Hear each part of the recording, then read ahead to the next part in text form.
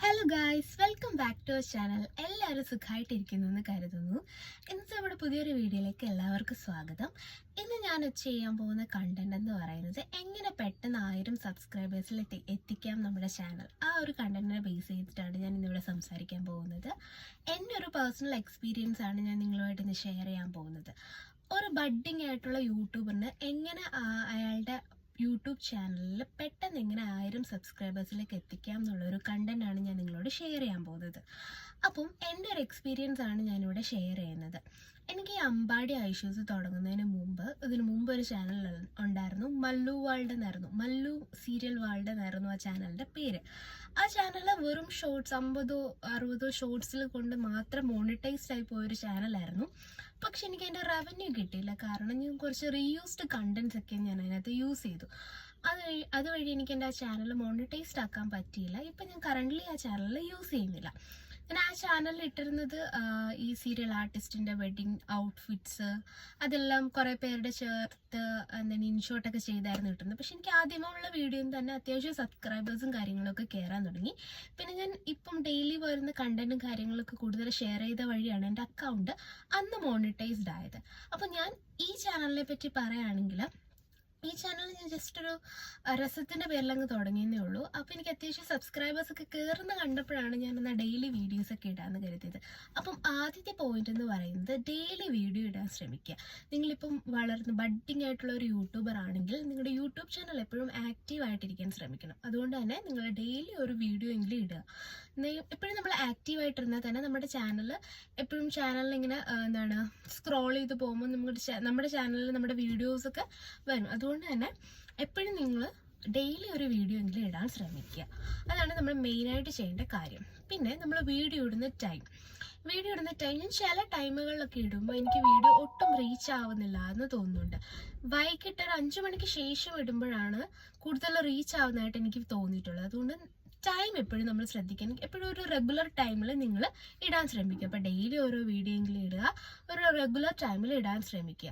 പിന്നെ അത്യാവശ്യം നമ്മുടെ ഒരു എന്താണ് ക്യാപ്ഷൻ അത്യാവശ്യം കുറച്ച് ക്യാച്ചി ആയിട്ട് കൊടുക്കാൻ ശ്രമിക്കുക.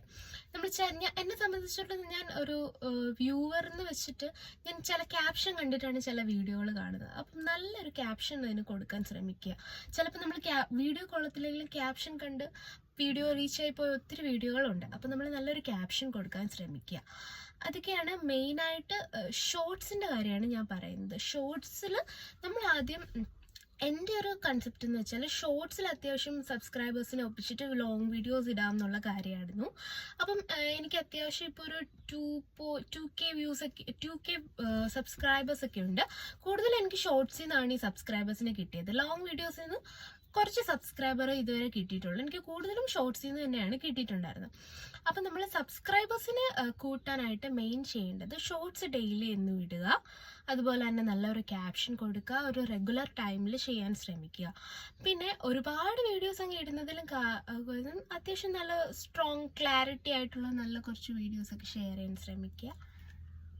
അങ്ങനെയൊക്കെയാണ് ഞാൻ ഷോർട്സിൽ ഇത്രയും സബ്സ്ക്രൈബേഴ്സിൽ ഒപ്പിച്ച്. ഒന്നും ഞാൻ എഫേർട്ട് എടുക്കാതെ ചെയ്ത പോലും കുറച്ച് റീൽസൊക്കെ എനിക്ക് ക്ലിക്കായിട്ടുണ്ട്. അപ്പം ചിലത് ആൾക്കാർക്ക് ഞാൻ കൂടുതൽ ഫണ്ണി വീഡിയോസ് ഇടുമ്പോഴാണ് എനിക്ക് കൂടുതൽ സബ്സ്ക്രൈബേഴ്സ് കയറുന്നത്. അതുപോലെ നിങ്ങൾ ഡാൻസ് കളിക്കാൻ അറിയാമെന്നാണെങ്കിൽ ഡാൻസ് റീൽസിനാണ് കൂടുതലും സബ്സ്ക്രൈബേഴ്സ് കയറുന്നത്.